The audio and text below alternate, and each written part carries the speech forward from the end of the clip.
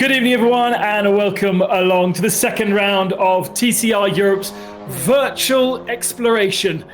It is going to be a fantastic night of action at the Red Bull Ring, around, I think, the same time as we should have been at the Red Bull Ring for round 2 of TCR Europe. We have some of the very best TCR drivers, not necessarily virtual drivers, racing against each other this evening for your enjoyment and for their ability to win a couple of Yokohama tyres for the upcoming TCR Europe season. My name is Ben Coston-Juris. So proud to have the TCR shirt back on my shoulders, and it's been a few years since I've been in TCR paddock, but it still fits, right? So not too bad at all. Obviously, the confinement means bad hair day every single day of the week.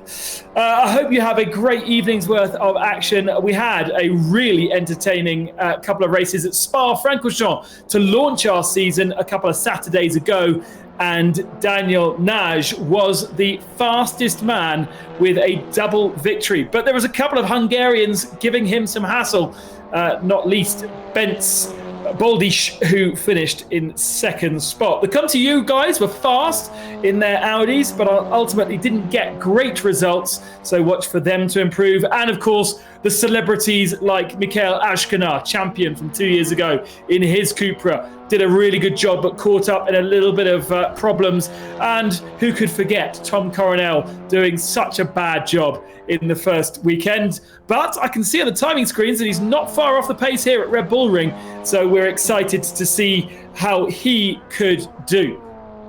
Now, the TCR Series would like to congratulate Formula One for its 70th birthday today, 70 years since the very first Grand Prix was held at Silverstone in 1950. So the TCR Series and WSC extend their congratulations to Formula One. Of course, a couple of years ago, TCR raced on the Formula One tracks during Formula One weekends. That was spectacular and great fun. But no difference to the virtual world. If you are a follower of virtual racing, and I know a lot of you are, you will know that racing is absolutely awesome in the virtual world. You never really have a dull one.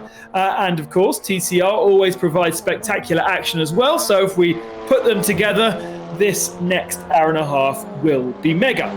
We're about to kick off with our qualifying session. Practice has just about finished, so we will get going with qualifying in a few moments. That will set the grid for race 1, of course, as it always does in TCR. And then the grid for race 2 will be set by the results of race 1 with the top 10 reversed. So look forward to seeing how that reverse grid shakes up things. Although, to be fair, the Austrian Grand Prix venue, the Red Bull Ring, is quite an easy place to overtake. So I expect those fast boys to get through the pack quickly. Not an easy track, though, in the virtual world, because one of the real challenges in virtual racing is getting your braking points correct and getting the feel underneath your brake pedal. And this is a place where you really need to have confidence under brakes going into those really fast braking zones, into the slow hairpin corners.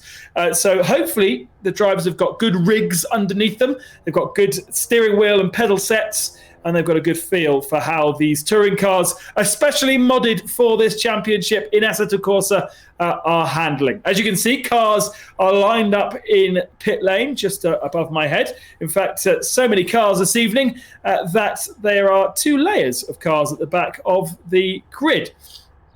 One driver we're not going to see, unfortunately. Sepang has not been able to join us for this evening. Kevin Chekon has got himself a brand new PC just for the start of this session, so he hasn't managed to do much in terms of practice, but his PC at least should be able to cope with the action.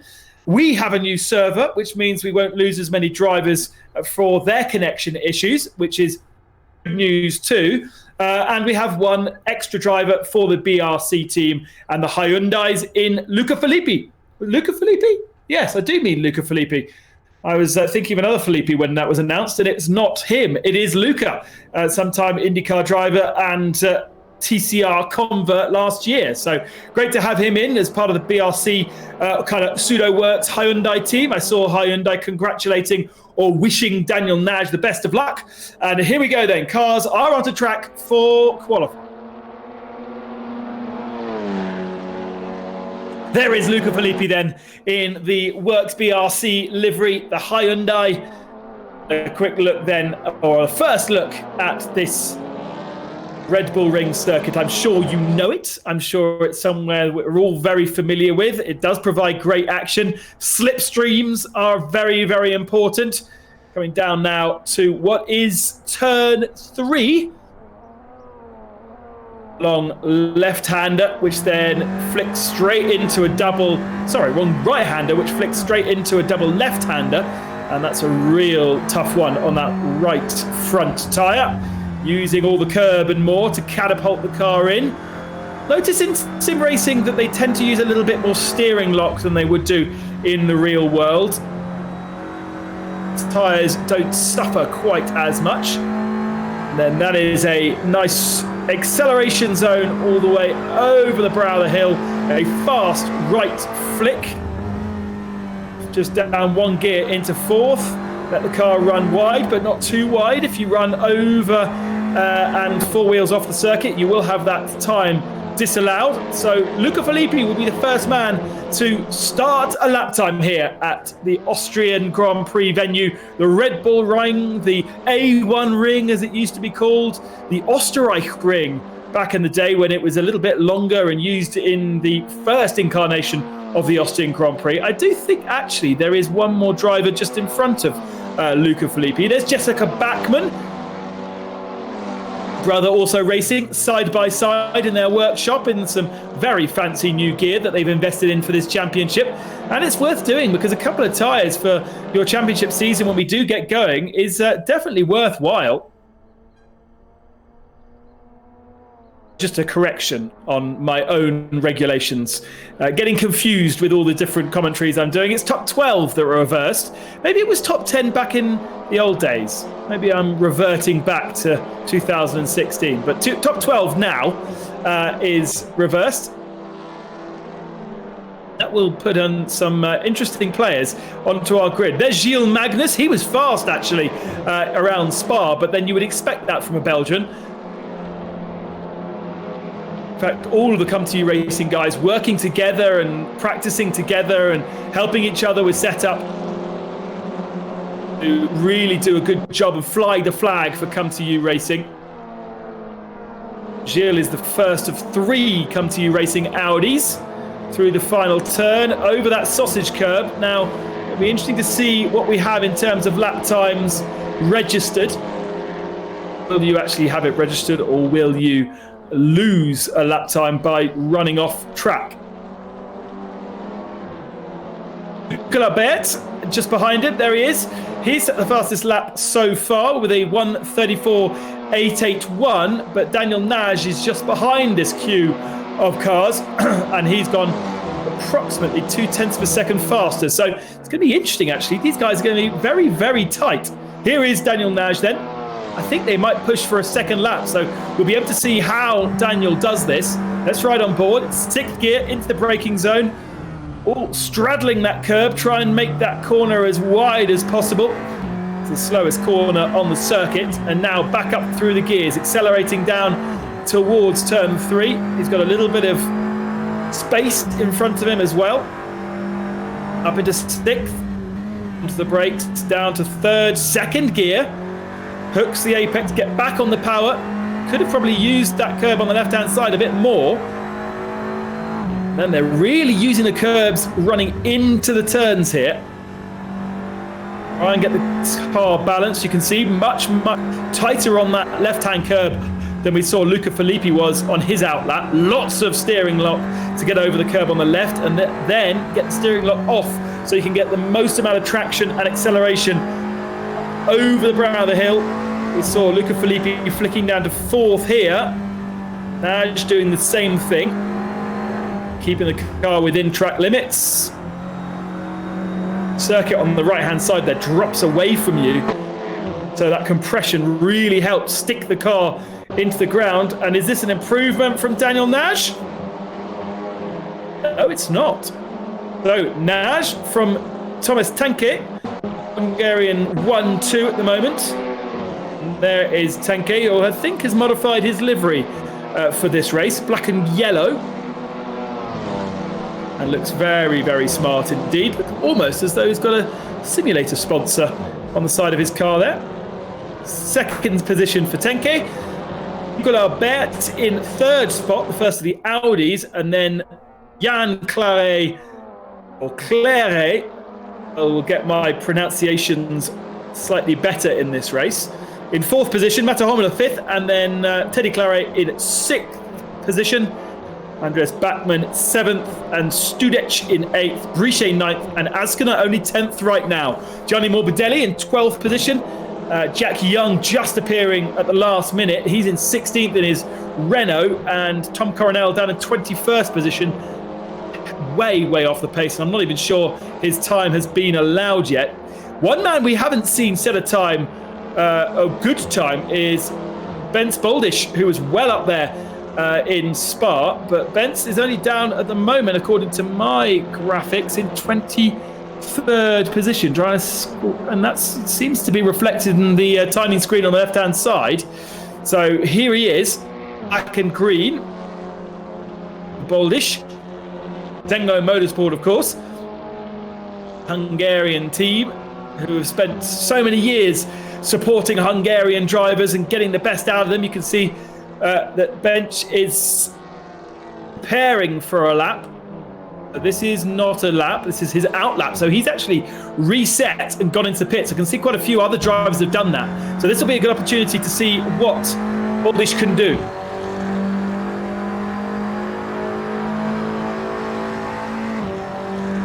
It's Cupra up to 6th gear. Look for the braking zone into turn 1. Always easy to run a little bit deep.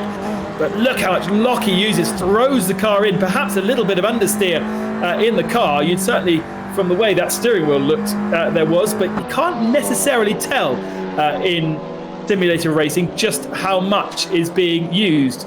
I think a Clare, Teddy Clare up to 4th just now. He's improved, but let's stay with Boldish. Half a second back, but 18th position.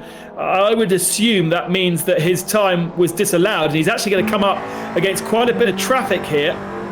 Cars have come back out of the pits, and they're preparing for their second shot.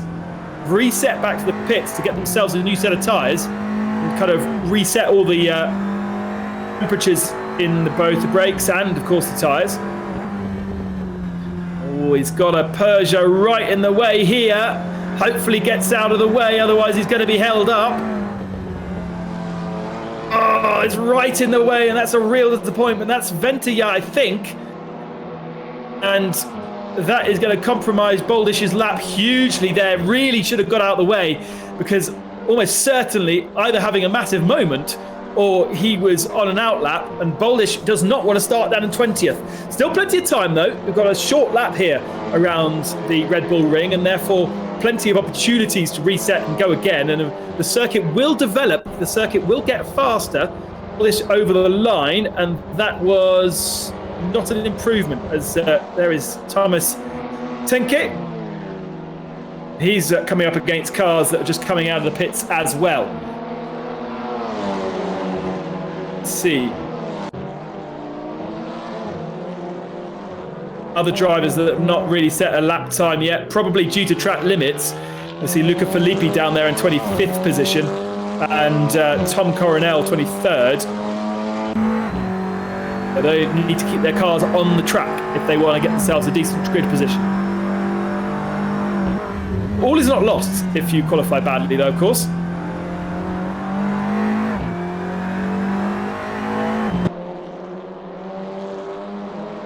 Okay, looks like he's got clear air in front of him. Julien Brichet in the blue Peugeot just ahead. But I don't think that Tenke will catch Brichet. And that should therefore not be a problem for the Hungarian. Hungary 1-2 right now. Oh, and Tenke is weaving about, so feels like he's not quite got the car underneath him for this lap, so he'll go again.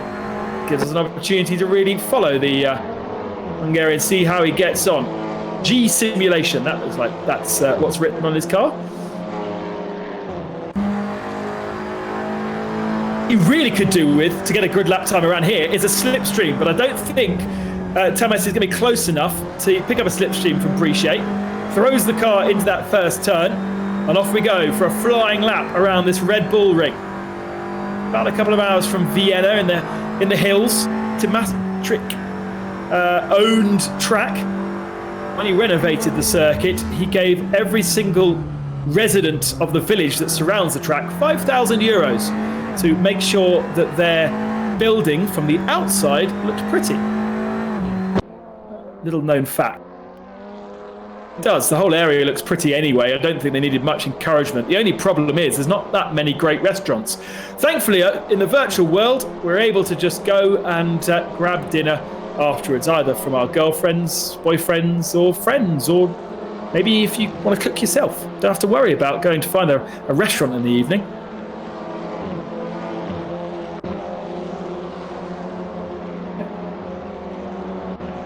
Flicks the car left. There's Gilles Magnus, who's getting himself ready for a lap. Tenke's going to come up to all of this traffic, preparing, I think.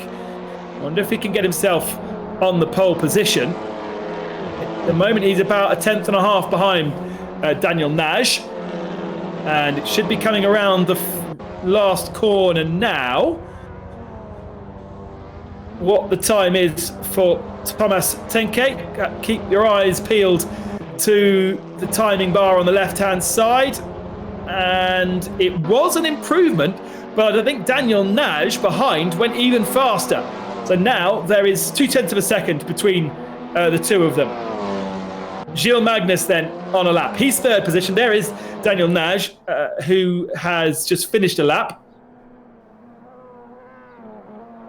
Longeveld, P3 and P4 right now, the two Audis, and finally Boldish up to fifth position. So Benz has managed to get himself a clean lap and depose Nicolas Bert down to sixth position. Let's come to you guys in the Audis, working really well together. Oh, Bert's a bit wide and on the gravel, so that's a lap done for him.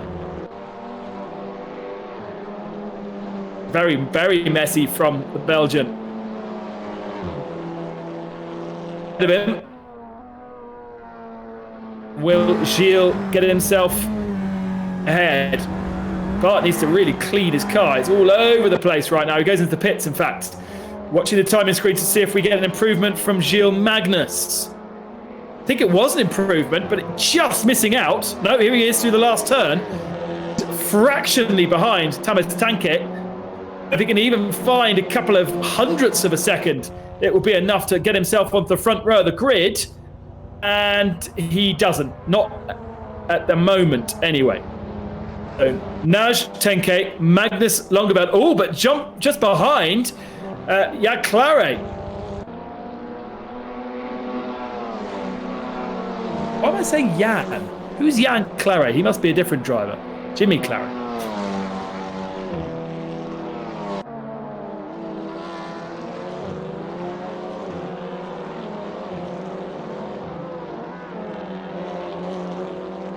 Brother Teddy is in 8th position at the moment.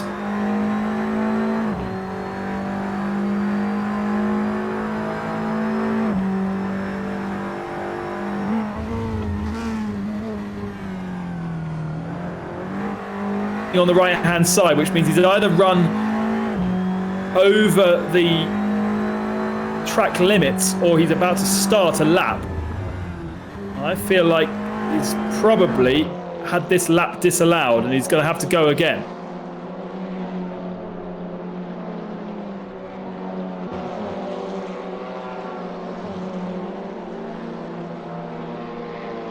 Five minutes remaining.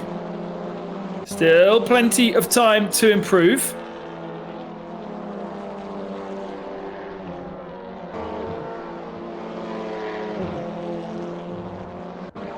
Claret comes into the pit lane there, so bails out of it.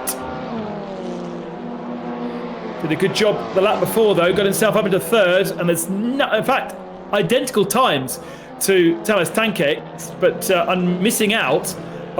presumably missing out on the front row because he set that time later than Thomas. So he sits in 3rd, Gilles Magnus 4th, Longeveld 5th, Boldish 6th, Beat 7th, and Matto Homelen 9th, and then Aurélien Comte in 10th position. Don't remember whether we got a race out of Comte last time. I think he had some connection issues at Spa and wasn't able to actually take part in the races. I may be wrong. Here he is, though. Frenchman. Memory serves, he was the winner of TCR Europe before it was a series. That's one for the experts. I don't know if any of the experts are listening this evening, but if you are, hello. Thanks for all your help, by the way, the Hungarians, with regards to the pronunciations. I've been listening to the videos time and time again. Now, I think I can say Tamás Tankett as good as a Hungarian. Of course, they wouldn't say it that way around. They'd say Tankett Tamás because they do it the other way to the rest of Europe. But I think I sound a little bit better anyway. I've always able to say Norbert Michelic, but that's not even how you say it properly. Anyway, 3 minutes and 20 seconds remaining. Who is going to improve?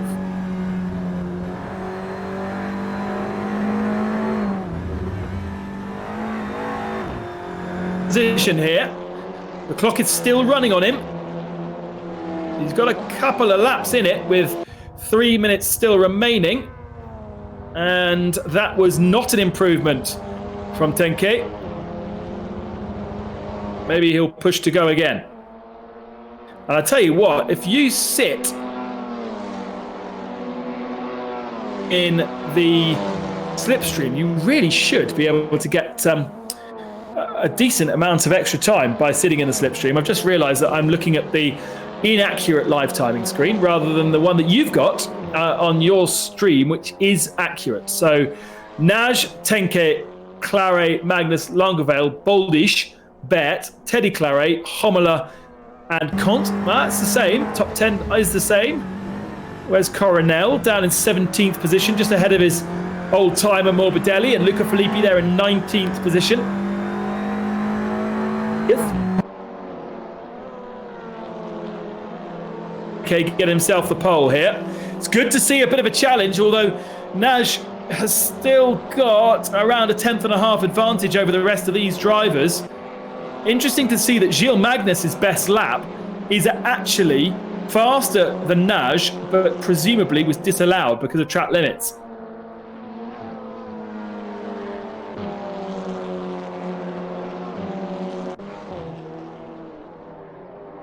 Time ticking away, just 90 seconds left on the clock. That is about the same time as it takes to get around this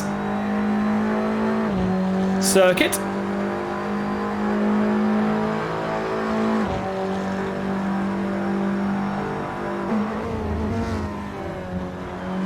P2?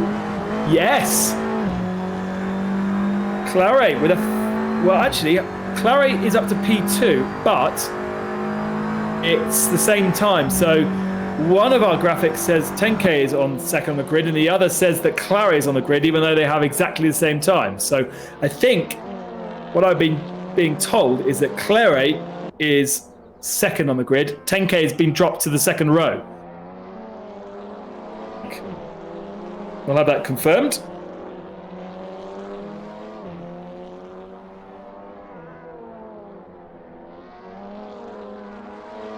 Yeah, so Claret is on that front row spot in the Peugeot. That time later in the session, it is not tenths or hundredths, it's thousandths of a second that he needs to find 10K to get himself back onto the pole. But I just don't know whether he's going to be able to do it.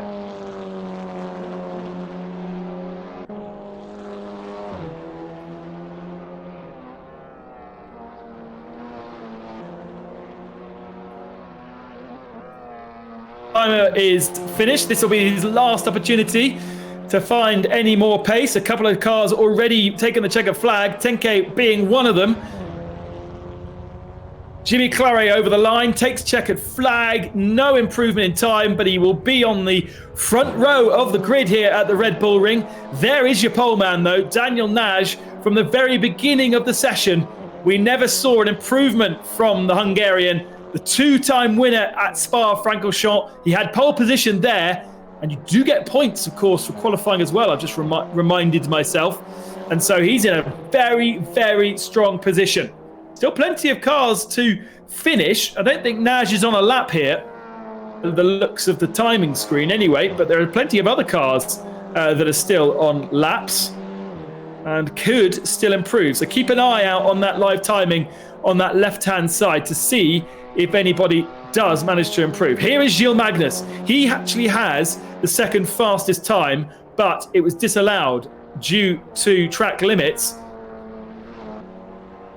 Through those last couple of turns, will he get himself onto the front row, or will it be a fourth position start? It'll be the best of the Audis for sure.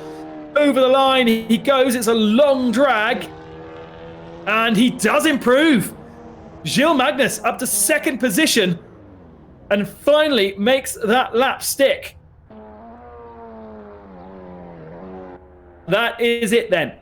Cars into the pit lane, and it is going to be a very, very interesting two races. 55 kilometers in length, so it's going to be quite a lot of laps actually in comparison to what we saw at Spa-Francorchamps. Just a reminder, this is round 2 of the TCR Europe Series Virtual Championship in a replacement to the real world, which I think will soon be opening to racing. We have actually seen over the last few weeks testing opening in France, for instance. The tracks are now available to test in Portugal. The Portimao circuit is open. So there is a glimmer of hope for the real world to be kicking off, especially without fans at the circuit. But of course, with the wonders of TV and the wonders of streaming these days, you'll be able to follow everything that happens in TCR on our Facebook and YouTube streams. And we will do our very best to get racing in the real world going as soon as possible. But whilst we are still in this virtual world, we can enjoy some epic battling, some great action. And I have to say, virtual racing never disappoints, and TCR never disappoints. So this is the magic mix. Every other Wednesday until the middle of July, we will be racing for your enjoyment and pleasure. And a couple of tyres to throw in as prizes as well. Cars are on the grid. Let's have a look at the qualifying results. And it was Nash on the pole, Magnus in second. The second row will be Jimmy Claret and Thomas Tenke. And then Niels Langeveld and Bens Boldisch on row 3. Matto Hommela and Bert, Claret and Conte. And then Andreas Bachmann and Mikael Ashkener, only 12th position, will be looking to improve. Al Khalifa, his first start after having problems with his internet in the first week. Studenc, Briche, Bachmann, that's Jessica, the only female in our race. Then Davidovsky, Morbidelli beating Tom Coronel by the end. And then we have Luca Filippi, Reba, Kevin Chacon in the only Alfa Romeo in 23rd. Jack Young represents Renault in 24th. And then Ventilla in 25th position. Just the one non-starter in Sepang. So that is how it's going to line up. Can anybody beat the Hyundai? Can anybody beat Daniel Nash? That will be the objective for all of our drivers, and it is close. So it's not a case that he's going to go and check out here. I think the slipstream is such that he won't be able to check out. There will be always these drivers sitting in his slipstream, being towed along, if you like. And I think we will see an epic encounter here at the Red Bull Ring. I think last year or maybe 2 years ago, we went in July. So weather conditions slightly different to the beautiful hot July sun. It is always boiling hot there in the mountains of Austria. But for the moment, in the mountains in France, where I'm sitting right now, it's absolutely horrible. I hope it's nicer weather than it is here, where you are. And I hope that you are settling down to, what do you have in Austria? Yeah, a good Austrian beer, a big Stein, if that's your preferred choice. Of course, there's great wines in the region around Vienna, so perhaps you're partial to that. Get yourself some crisps. We're about to go racing. And you can sit there and enjoy all the action. Thanks to TCR Series, WSC, and all of the participants, both here from Driving Italia, who are putting this together, and Assetto Corsa, and all the huge amount of work. If you want to know how much work went into this, then jump onto the TCR Series website, tcrseries.com. Great article about just how much effort went into putting this series together. And the amount of man hours it takes just to build one of these TCR cars. They will be available, by the way, to you, the public, when we have finished the season, I think. And you'll be able to take these cars and race them for real. The only opportunity to do that. Right then, cars are on the grid. We're about to go racing for the first of our 2 races here at the Red Bull Ring. Daniel Nash in the Hyundai on the right of your screen. For Come2 Racing, it's Gilles Magnus on the left of your screen in the Audi. And then we've got a Peugeot of Jimmy Claret and a Cupra of Thomas Tenke. The lights are on. Let's go racing. And who's got the best start? Looks like Nash has made a good start, but not a good start from Gilles Magnus as they come towards the first corner. Nash gets through safely, but what about the guys behind? Gilles Magnus looks like it's okay. And a great start from Tanke as Julien Brice gets spat one way. And I think that was Bens Boldisch being spat out the other way, a bit closer to the screen. So a bit of contact as we run towards turn 2. So Hommela's made a good start. He's in the middle here. And it's really, really, really frenetic. Eddie Claret in the Peugeot is trying to get up the inside of Hommela. Hommela's up to 5th position. And Jimmy Claret is 4th, just ahead of him. And here comes Hommela. Contact, but not really his fault because there was a lot of loading going on further back. And who was it that was causing that loading? I want to say that was Teddy Claret, or maybe even another of the Peugeots in Aurelien Comte, perhaps. But there was contact and contact and contact. And I see that Bens Boldisch has got himself back going again. So that contact was obviously side to side with the wall. And looks as though he's lying in 10th position. So frenetic in lap 1. works exactly as Daniel Nash wanted to do at Spa-Francorchamps. He's done exactly the same here, and he is checked out. Here's Boldish, 10th position, trying to draw alongside Jimmy Claret. That's not been a good start from Jimmy Claret whatsoever. Fighting for the lead of the race, for the lead of qualifying, and was he being turned around there as well in the back of shots? Yes, he was. So he drops to like a stone. Dreadful opening laps for Claret. Up to 9th position now. Here's Al Khalifa. First opportunity to look at that QMMF livery that looks so good, and he goes down the inside of one, but finds Studec in the Brutal Fish car on the outside of him. Bit of contact between the two of them, and they had, I want to say, them. Was that Nicolas Bert, I think, as well? Just ahead. No, it's not Gilles Magnus, is it? Of course, it's Andreas Bachmann. So in there. Khalifa just behind Bert. As we switch our attention to Tamás Tenke in the battle for 2nd position. Nash get away. He's got a really good opening couple of laps under his belt. These two are nearly as fast. Already there is a gap of what looks to me as though it is 1.2 seconds. Is that what that reads? I can't actually see it. First and second.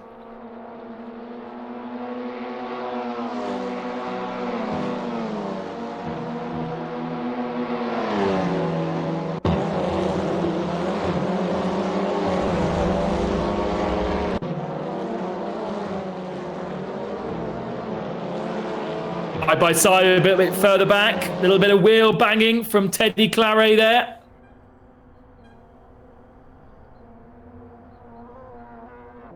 The position, Gianni Morbidelli's doing well. He's up into 11th position right now. So great to see the old-timers getting themselves stuck in. Oh, 3 wide here.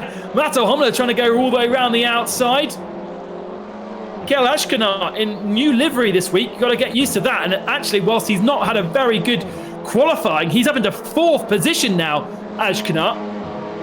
The Spaniard has really made progress. There he is. New livery as a save for this week. Looks very smart indeed. As we ride on board with Matto Homler. Looking at the back of Teddy Claret, who's trying to find a way past Mikael Ashkenar.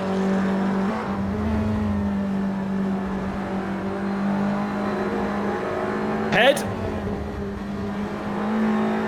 Of Homler in practice, this is a much better showing. Teddy Claret just looking, moving around in the slipstream. Boldish just behind this group, so Boldish somewhere has dropped. I'm sure he was 5th a couple of laps ago. Here's Teddy Claret. Look at the slipstream. Just look at how well that works for him. He goes to the outside for the braking into turn 2. He sweep all the way around the outside. It's very brave because you never know where the car on the inside is, but he's managed to make it stick. Great move from Teddy Claret. On the outside of Mikael Ashkenar. Now Ashkenar has the slipstream, and he's providing a slipstream to Matto Homler as well. And surely Boldish can get involved in here. Homler to the inside at turn 3, but not quite late enough on the brakes. Ashkenar looked very strong on the brakes into there.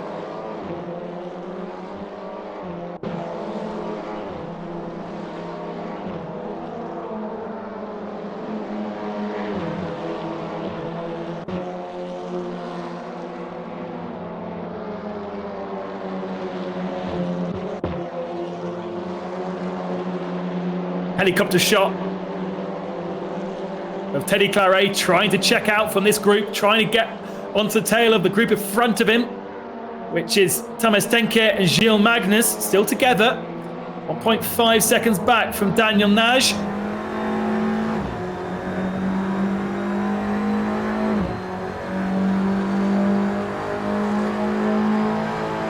forward once again. Hommler.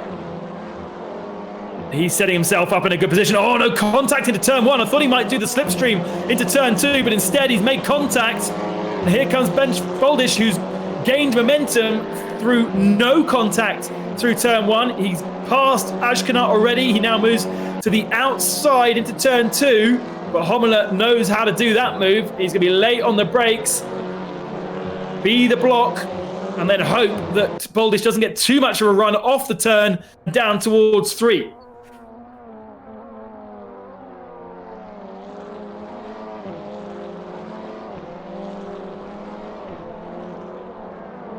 Boldish all over the tail. Oh, a little bit of a touch there from Ashkanat.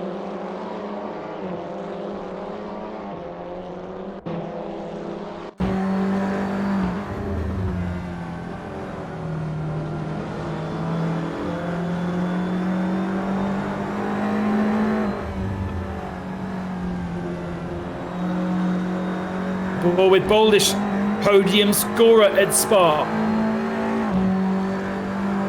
And in this one, a little bit trickier. It's Mikhail Ashkanat behind, Matto Hommler ahead, and it looks to me as he made a little error there, just a little bit wide. Ashkanat wasn't able to capitalise on it though. It stays as is for the moment as we click onto half distance.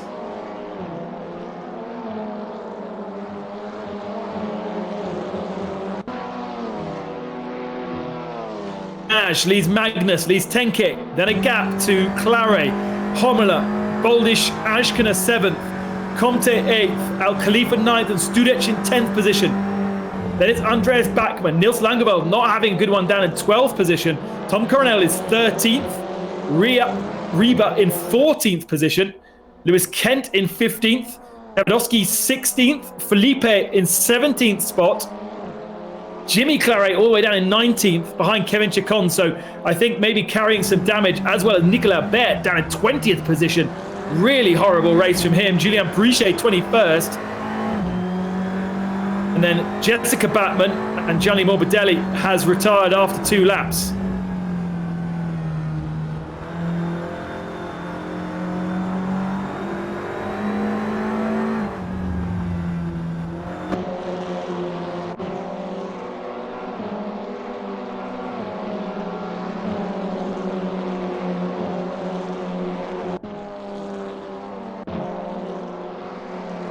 See the virtual gap there on the right of the screen. Changing. Oh, who did he just send into the wall? Lewis Kent. I think that might have been Davidowski, or was it Martin Rieber? No, Martin Rieber. That was very naughty indeed. So he just sent him into the wall there, Martin Rieber in the Brutal Fish livery car. And nice to see Lewis Kent, but we just caught him being very, very naughty indeed. A change in the top 3. It's all kind of settling down at the moment as they just try and get the best out of their cars and the best pace.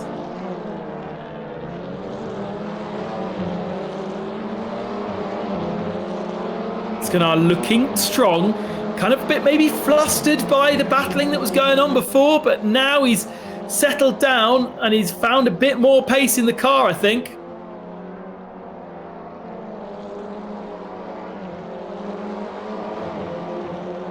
Gil Magnus is matching Daniel Nash at the front of the field in terms of lap time, but there is a gap between them.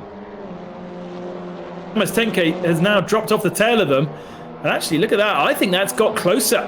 0.3 the gap. You can see that down the bottom right, and you can see it's slowly closing. But we saw this in Spa, didn't we? We saw that Nash was able to kind of pace himself. And of course, the driver will know exactly, sector by mini sector, the gap between him and the car behind.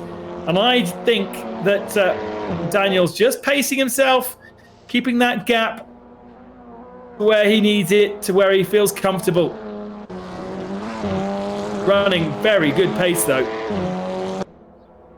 34.948 for Gil Magnus. 34.946 Really are between them. So it does mean when it comes to the reverse grid race, it is going to be about getting through the pack. It is not necessarily going to be like checking out like these two have done on this race. Magnus definitely has better pace over 10K. He's not been able to keep up with them. It's going to be a good haul of points though for Tamas, who is also, I think, on the podium in Spa. Here is Ashkana on the tail of Boldish. And you get the feeling that Ashkana now has settled into a rhythm where he could potentially stick with Boldish, maybe even claw back some gap to Mato Homala.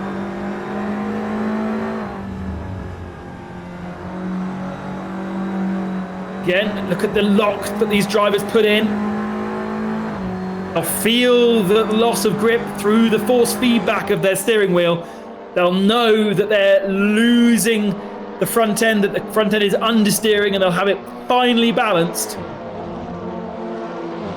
And therefore, he's putting through the wheel is legitimately working for him. Ashkana looking very, very threatening now. Over the line for another time.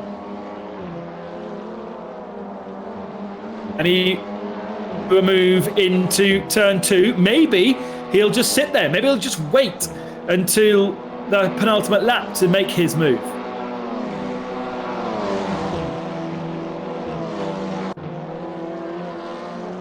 A length between them now. Boldish feels like the need to go defensive. Kind of sitting in the middle of the road, so Ashkana doesn't really know where to go. A little nudge on the tail.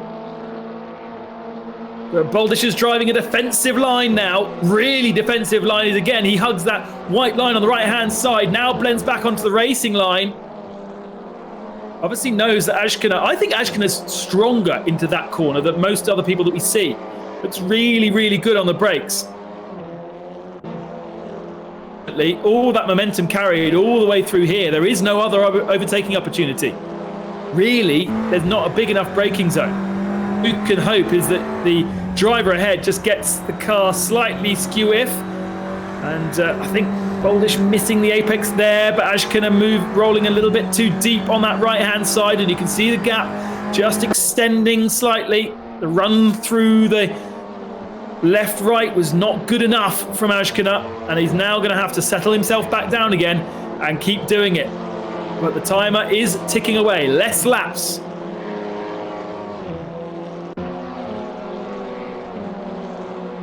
Here's Nicolas Bert. We haven't seen too much of him. On the tail of Julien Brichet. I think both of those two suffering damage after the first lap. Bert trying to go past Brichet in a place that is not recommended. And actually, what I'm really interested about is, of course, reverse top 12 in race 2. Who is in 12th position? Niels Langeveld is in 12th. And is Tom Coronel anywhere near? No, I don't think he is, as Bert and Brichet continue to battle. Finally, Bert's found a way through as Kevin Chacon goes into the scenery. Oh, a bit of kissing on the straight. That's going to make it 3 wide, because Jessica Beckman is going to get involved. Having a much better run of things this time. Our only female racer. Where is she? Is she there? Is she on the inside? Oh, no. Oh, dear. She really, really did screw that one up. And took a tail off with Julien Brichet there. They're both half spun. On his own, pretty much. Yeah, not much going on there. What about the battle for pole position in race 2? Let's go and have a look at Niels Langeveld. I think he's on the tail of Andreas Beckman. Langeveld may want to stay there. Let's have a look at the gap. It's 0.8 of a second, I think. Where is he? Yes, there is Beckman. Oh, so at the moment, that's your front row for race 2.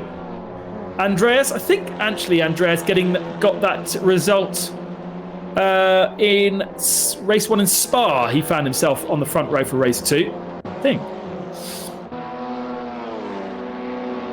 But no sign of Tom Coronel in that battle, so Coronel's going to miss the cut. He's in 13th right now, so a much better run of things for the Dutchman. You can follow him on his own stream somewhere in the YouTube world. Be able to watch him from his perspective. A great way to have a second screen. While this battle here for P6 with Ashkenar continuing to hassle Bench Boldish. I get the feeling that Aurélien Comte is getting closer and closer to those two as well.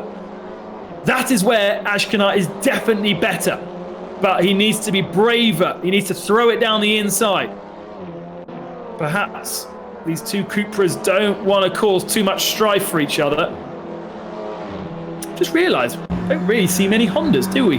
Coronel's in a Honda, and the Brutal Fish team running the Hondas as well. But sharp end of the field, no Hondas. Just a bit of a shame. Losing a bit of momentum through there. Although, drawing, gap's getting closer. He's stronger through that turn. They both run even deeper than before. And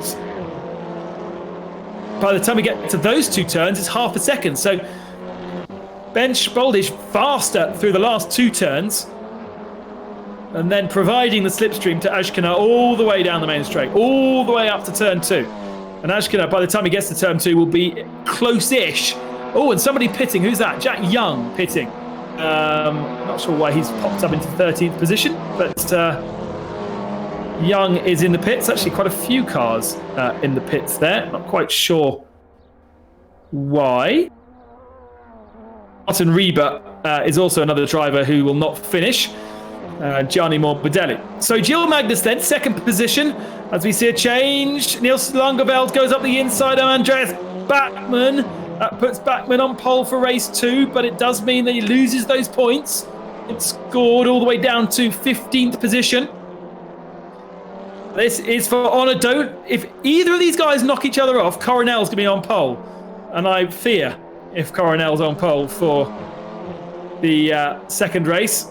Although at least he won't have anyone to hit if he's on the pole position. There he is. There's a good look at the DHL car. Fantastic to have Tom with us. And he is definitely learning the virtual world. He's got some very good Dutch tutors, including Rudy van Buren, the very first world's fastest gamer. Helped him set up the machine in the first place. But Tom Coronel's certainly not as good in the virtual world as he is in the real world. But he's getting there and showing more and more. A great way to show his sponsors, of course. But showing better performance. No, Tom tracks on the other side. There we go. Back on it now. He could be in the possibility and the hot seat of getting a pole position if those two keep fighting ahead of him. We're on the last lap then. Nash can find a way through up into P6. This is one of the places to do it. He looks to the inside. Oh, he has. But he hasn't quite got it slowed down. And there's a switchback from Boldish. Now they run side by side, but Boldish is going to have the inside line into turn 3. Ashkenar wants the inside line, but there is no space. He gets the overlap again. We know Ashkenar is better on the brakes into here. Turns in, a little bit of kissing between the two Cupras, and again can't really find a way. Lovely racing, good respect between those two drivers. It's been easy pickings for Daniel Nash so far in this virtual series. And he's got 2 turns now before he makes it 3 out of 3 in terms of races. He's already got 2 pole positions, and it will continue to be a maximum score for the Hungarian. Daniel Nash for Hyundai takes the Tcr flag and wins race 1 here at the Red Bull Ring. Gil Magnus in second position, his best score in the Audi. And then it's Tamás Denke in third position in the Cupra. Eddie Claret finishes 4th after a great first lap. Mato Homela 5th. Then Boldish in 6th. Ashkenar 7th. Comte 8th. Al Khalifa 9th. Studenc in 10th position comes over the line. Niels Langeveld is 11th, ahead of Andreas Beckmann, who'll be on pole for race 2. And that means that Tom Coronel does miss out. But beautiful parade of our top 3 contenders. To do it all again in a few moments' time, but from the depths and the middle of the pack. And we know how frenetic that first lap was with 2 big, heavy braking zones into the first and the second turns, anything could happen. It could really mix things up in terms of performances. Right now, though, there is no mix up. This is just as it was. Daniel Nash winning the race. Thank you very much to Phil Kinch, who's reminded me that the TCR Trophy winner was Aurélien Conté. So I knew that was the TCR Trophy was a one-off race at the end of the season back in 2017, and Conté was the winner of that before TCR Europe became a full championship in 2018. So I wasn't fully wrong. I hope I didn't get too many TCR facts wrong for you boys and girls out there this evening. Apparently, I've just been... Thank you very much, Matt, who's tweeted saying you're wearing your shirt inside out. Yes, I did have to check. But I'm glad that you can see this evening the logo because I know on the first stream you missed out. And I thought, God, I've kept this shirt for years for this moment, this very moment. And happy to have it on me. If it gets too hot in here, I'm going to have to revert to the polo shirt or T-shirt option in the future. And you don't know what I'm wearing underneath. It's pajamas last week, shorts this week. Cars are on the grid for race 2. Quick turnaround for these boys. Enough of a chance to get themselves a drink. And we're going for the reverse grid race. Andreas Bachmann on the pole. Niels Langeveld was fast at Spa-Francorchamps, but unlucky. So I'm excited to see what Niels can do in this race 2 with the opportunity of a clear track ahead of him and a front row start. And let's have a look at the results then of race 1 before we get into race 2. As it was then with Naj and Magnus, with 10K joining them on the podium, Teddy Claret making up great positions on lap 1 and putting himself into 4th, Mato Homela 5th, Boldish 6th, and Ashkana, great battle between them. And then Aurélien Conté in 8th position, Al Khalifa in 9th, and Studic in 10th position. And then Niels Langeveld and Andreas Bachmann, 11th and 12th. Coronel, Yemi Claret, Luca Filippi picks up the last point, 44 seconds back. I think Nicolas Bert got some damage, as did Julien Brichet. Kevin Chacon down for Alfa Romeo as well. And then the 2 retirements out of the first race was Martin Rieber and Gianni Morbidelli. So if Morbidelli is starting, he will start from the tail of the field. Who are you excited to see? To perhaps yourself onto our Twitter stream at TCR_series or at Ben Consti, and let me know how you are enjoying this racing this evening from the Red Bull Ring. We're going to be going to all of your favourite circuits. All of those circuits originally planned for the TCR series for 2020. Monza, Paul Ricard, for instance. We've been to Spa-Francorchamps already. Red Bull as well. And where else are we going off the top of my head? Monza, I think, is where we will finish the championship. And I can't remember any others off the top of my head. So I am sorry. I don't have any paperwork in front of me because I'm bad and naughty and I've got to talk to you into this camera as well. But we are, going to be visiting all your favorite TCR Europe circuits in Assetto Corsa, this fantastic, beautiful platform with these amazingly modeled cars, officially sanctioned by the TCR series, and with all of these fantastic TCR drivers. And I'm sure this is just the start of the virtual racing for TCR. There's no way we're going to just leave it here. Once we've got this virtual season finished and we can get into the real world, then the opportunity for perhaps some virtual drivers to come and race in an officially sanctioned TCR series would be a fantastic way to continue this legacy and keep TCR in the virtual world, because it is beautiful, it is entertaining, and it is, it's allowing me to talk about touring cars, which I absolutely love. Not long now before the start of race 2, what can Gianni Morbidelli, for instance, do from the tail of the field if he hasn't bailed out of it? Tom Coronel, 13th on the grid. But Niels Langeveld and Andreas Bachmann on the front row of the grid.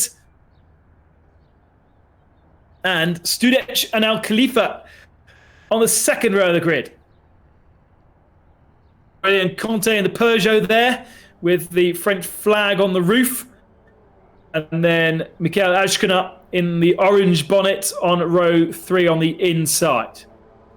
Chaos at turn 1 last time. What will it be this time? Racing once again at the Red Bull Ring. A good start, definitely there from Andreas Backman, but I think changing gear into turn 1, he's lost grounds to Niels Langeveld, and the two of them go side by side through turn 1. Great start from Aurelien Conte, and I see Chaos further back. I wonder whether, I see Lewis Kent disappearing off the track there, but I wonder whether some of our leading contenders were involved. Not Ben Spoldish, he's got through, as has Mato Homola, who gets through as well, and Mikael Ashkana. The graphics will sort themselves out in a few moments' time, but I worry whether Daniel Nash is only 14th, so he's not made up very much progress from race 1. What about Gilles Magnus? Where is Gilles on our timing screens? He's up in 9th, so he has made good progress. Studec moves up ahead of Mikael Ashkana. Boldish banging doors. Oh, Ashkana opens the door and moves Studec out the way. Okay, Studec is right on the tail of him, and he will be happy to return the favour. All of this arguing is allowing the front two to get away for the moment. Backman and Niels Langeveld at the head. Oh, Studec nearly took the whole rear wing assembly off the back of Ashkana, and by doing so, really getting bullied now through the last turn. A bit of physicality. A couple of cars in pit lane. Nothing of importance, I don't think. So Langeveld, Backman, Ashkana, Homola, Clare, Studec, Magnus, Khalifa, Tenke in 10th position. Luca Filippi and Daniel Nash only 13th. Nash did not make a good start. Julian Briche running side by side. Luca Filippi on his outside. There is Studec, Teddy Clare, 5th position. Clare made a really good start in race 1, and he's made an equally good start here in race 2. Jimmy, his brother, is where? Can't see him on my graphic. 15th position. Gilles Magnus making a mistake. A little bit too deep into turn 3 and allows Boldish back up the inside of him. Behind that, they still run side by side. Oh, and the curb pushing Gilles Magnus sideways. Magnus needs to be careful. He needs to be patient here. Boldish is one of the fastest runners in this championship, and therefore he can just follow. He knows, he should know anyway, that the cars ahead of him with 11 laps will be caught by these two. Also with Tamas Tenke as well behind, that pack of 3 is very, very strong. I can tell you that Morbidelli did start. He's up to 16th spot, so really good start from the only Volkswagen in the field. At the tail of our field right now. All this turns through turn 1. Runs a little bit deep. Gilles Magnus in the slipstream behind. So is Tamas Tenke. They're trying to catch the Studec just in front. Here comes Magnus. He's got to the outside line, but he had really good straight line speed.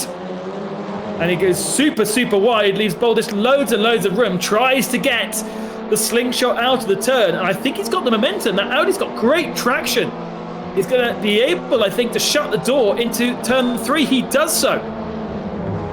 That's allowed Tamas to go all the way around the outside. Can he make it 3? He gets a big slide on. A bit more contact between the two. He does get past 1. That's going to allow Al Khalifa to join them.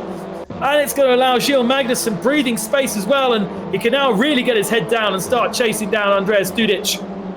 Where is our championship leader, Daniel Nash? He's in 11th position. There he is, just at the tail of this shot. Boldish and Tenke run side by side. Al Khalifa is going to join the party, and this is where Daniel Nash needs to be super careful, because you've got cars running 3 wide, throwing caution to the wind just in front of you, and if there's contact, you may get caught up in it. They run 4 wide through the final turn. Oh, and there we go. There goes Boldish into the wall, and Daniel Nash was partly part of that. But I think it was enough contact just to keep Nash going in the right direction and not cause too much damage to the car. Damage is on, but only very, very limited on these cars. So those kind of touches will not cause too much issues. Nash 9th. Now has Tcr in front. Remember, Tcr 3rd position in the first race, and therefore these two can run at similar paces. Meanwhile, at the head of the field, Langeveld get in the 34s. So Niels has got his head down for this second race, and he's got a good gap to Andreas Bachmann. Bachmann has Ashkina right behind him. And there could be a change for second position. The Spaniard in World Touring cars last year, champion of TCR Europe the year before, and turned his hand well to sim racing for the Spa-Francorchamps round. Really good to have him in this particular series. Now he just needs to get a good result. He's got Mato Homola behind, so he shouldn't be worrying too much about that. He'll know that he's got better pace than Homola, and he'll see that from the graphics as well. What he won't want to do is get stuck behind Bachmann for too long. Ashkin, these guys have practiced. They've done practice races together. They know each other's strengths and weaknesses. They know that perhaps Bachmann is in an elevated position right now thanks to his grid position, and a little bit wide through turn 1. Ashkina now, I think actually is going to lose out here. Yeah, he is losing ground, and that is because he just got a little bit too much curb into turn 1. Now the slipstream takes over and draws him back onto the rear ring of the Hyundai. He looks to the inside, later on the brakes, and that's a deal done. Nice clean move from Ashkina, and he blocks him on the apex of the turn as well. So Bachmann can't do the switch. He's managed to put himself with gap to Mato Homola, so Homola wasn't able to follow through.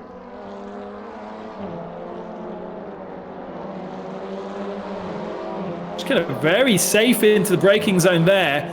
Andreas Bachmann better and deeper on the brakes into turn 3. And maybe Bachmann fancies the chance to disrupt Mikael Ashkina's race further. The gap is pretty large for Ashkina to chase down Niels Langeveld for the win here, although still plenty of laps to run. Over the curbs they run.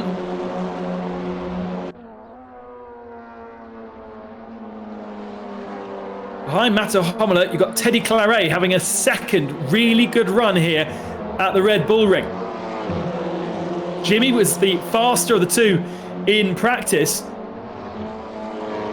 Fantastic job. There is our top 5 in one camera shot. And then we have a gap, who is 6th. Thomas Tcr 7th. And then Nash now in 8th. He's got past Julien Brichet and past Al Khalifa. And Nash is scoring good points. To 15th position, remember. Here's Bachmann on the defensive, trying to keep Mato Homola at bay. Homola's going to try and go around the outside, but this time that doesn't work and actually slows him up a little bit. And here comes Teddy Claret on the inside line. Gets better drive off the corner, better momentum through the corner too, and the slipstream to play. And he's at least going to get Mato Homola. Ooh, Homola super, super deep on the brakes. Very, very interesting. Slow on the exit, but he's got the racing line. He's got the inside line, so it doesn't matter. Thought Clary had deal done there as Bachmann runs wide through the left-hander. You can see that Teddy is faster through a lot of the circuit. It's a tighter line too. A lovely slipstream. Nash is now ahead of Tcr, so those two have swapped positions for P7.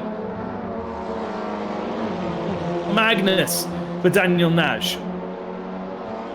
Know that those two can run a decent pace. Matto Homolo goes defensive. He obviously knew he didn't make a very good run of things through that final turn. Puts Tcr on the outside line, but Claret is not going to be able to make that one stick. And Homolo is deeper on the brakes too.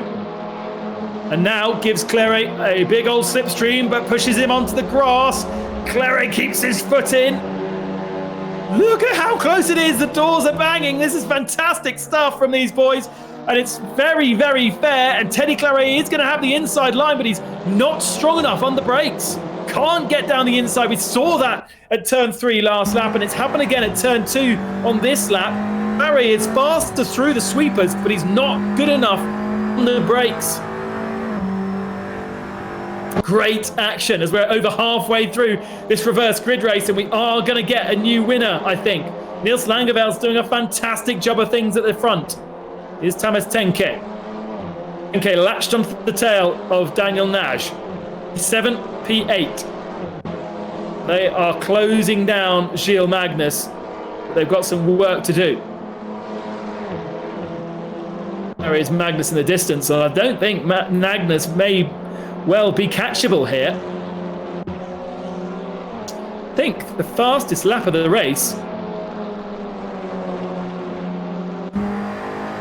they're going to have enough laps or have enough advantage.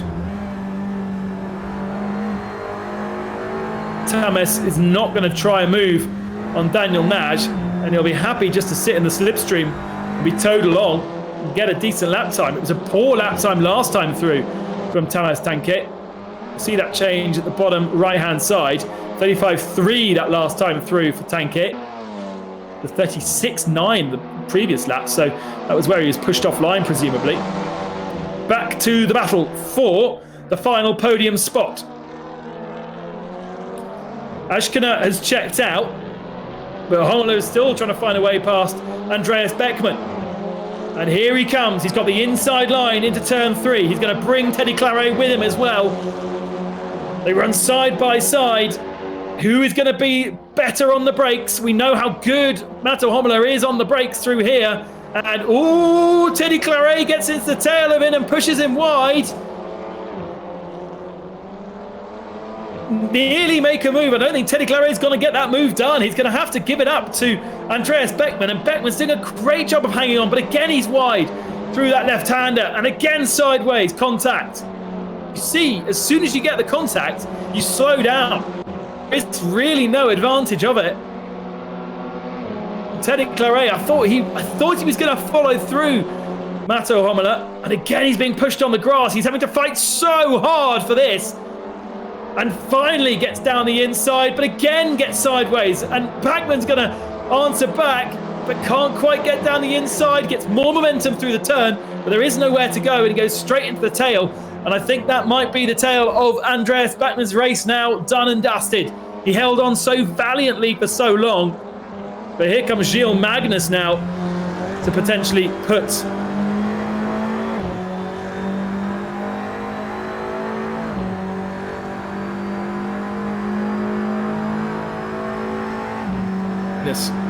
look at the gap, how it reduces thanks to the slipstream. Beckmann goes really, really defensive on Gilles Magnus, and Magnus, I think, perhaps a little bit deep in the braking zone. He's going to try the switchback move, where you brake later, you brake deeper, you turn in harder, but then you get the car straightened up, and it gives you more speed. And look at that, easy pickings for Gilles Magnus.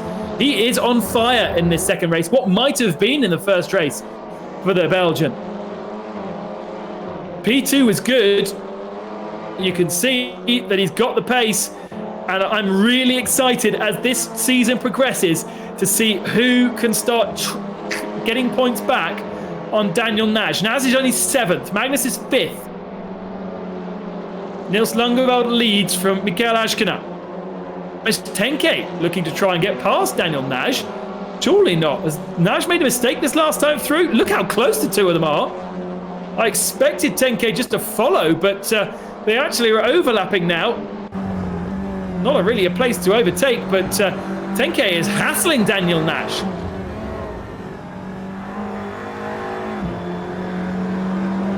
Brakes earlier.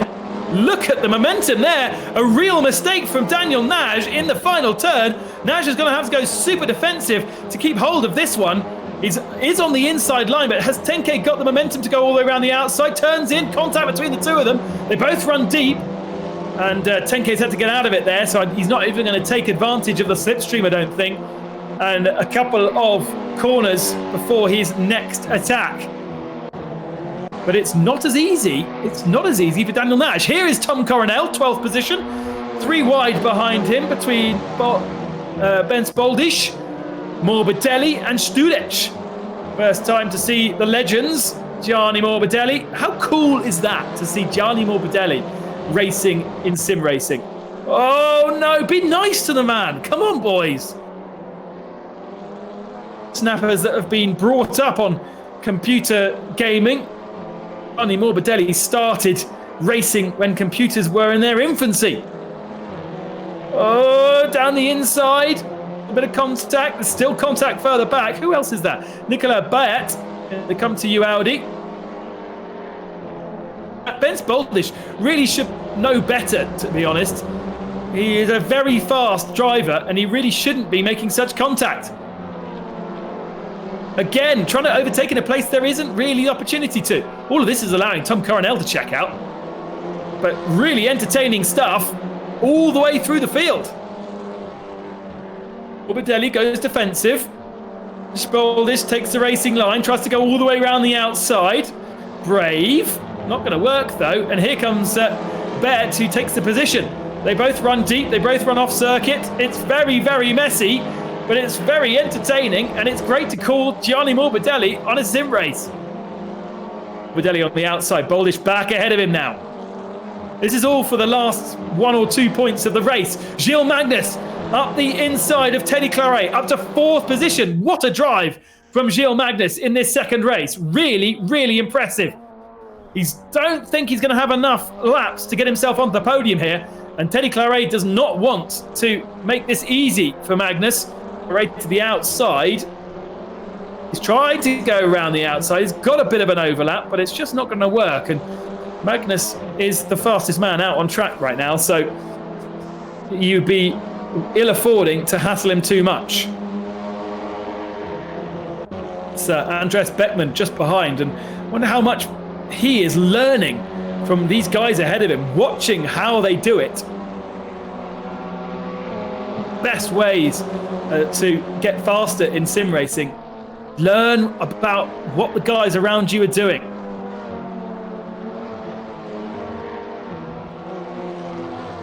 No, many laps remaining now. Oh, it looks like Gianni Morbidelli's had a connection issue or something, and he's in the pits. He's reset into the pits, and Morbidelli is out. So we were really enjoying it, and whatever's happened, he is now out of it.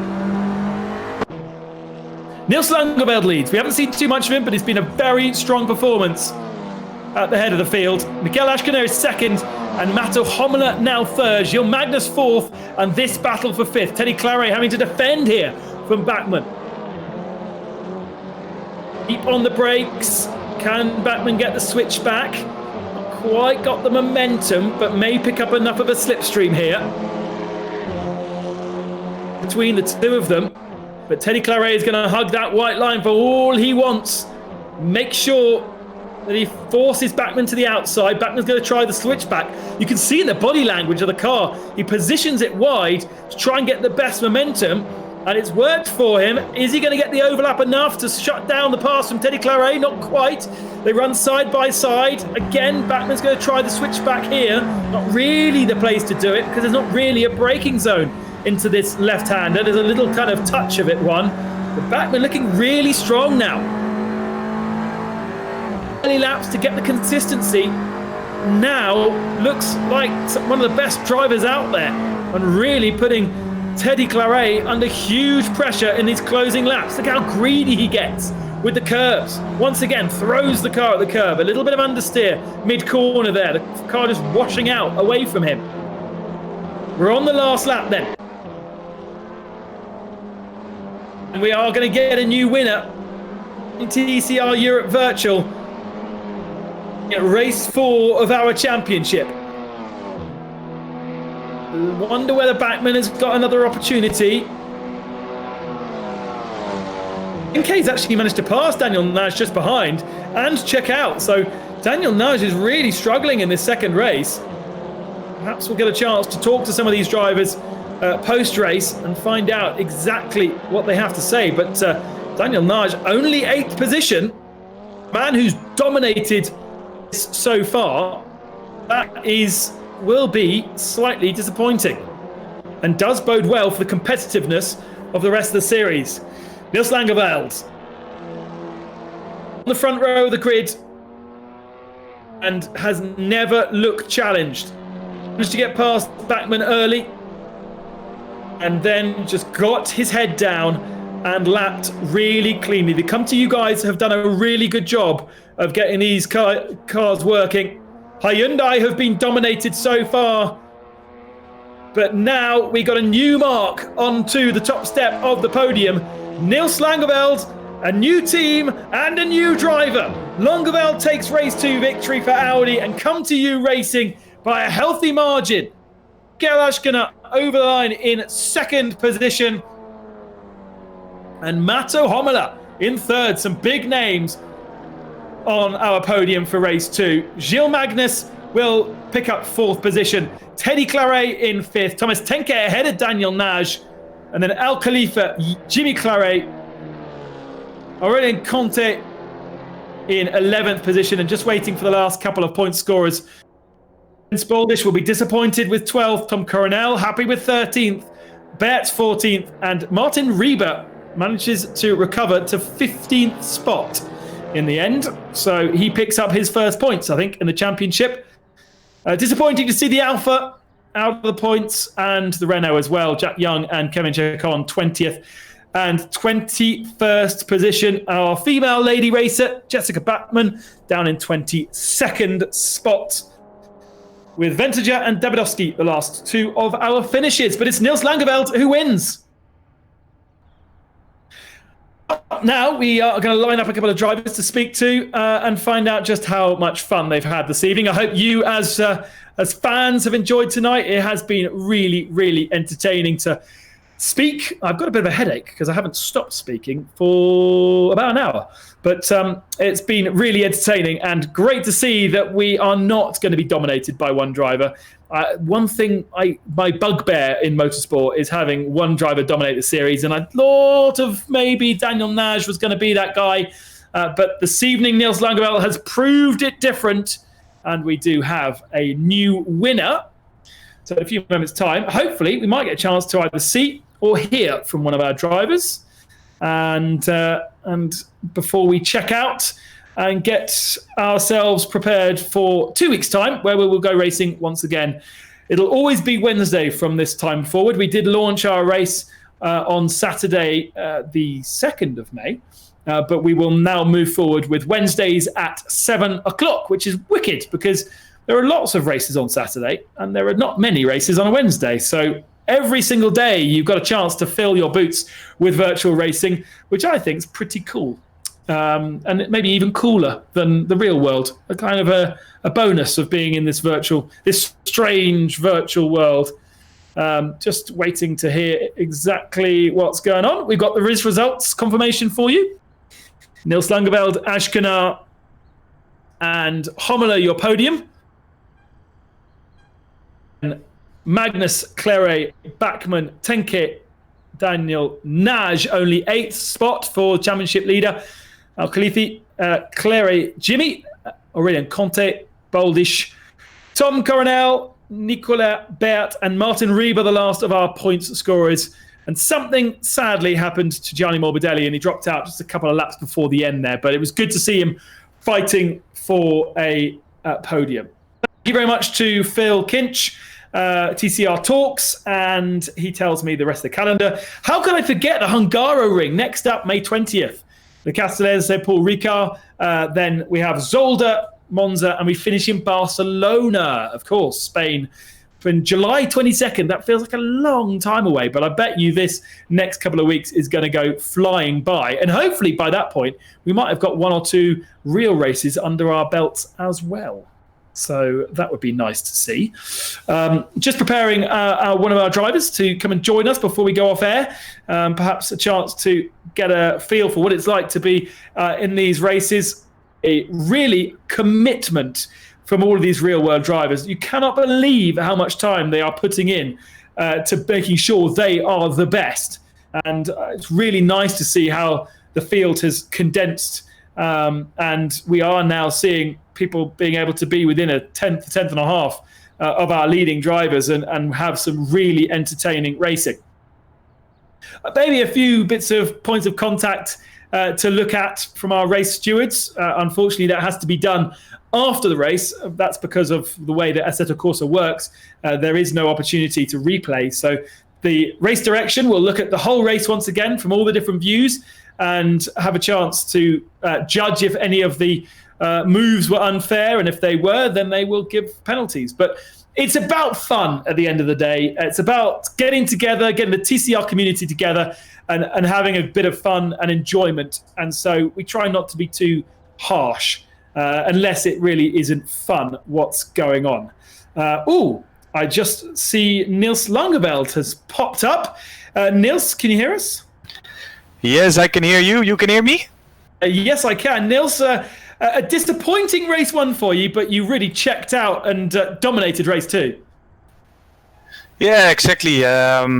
Before this race, I practiced quite a lot, more than before the first one. So I was really, aggressive to be on top, to be with the first 5 in qualifying.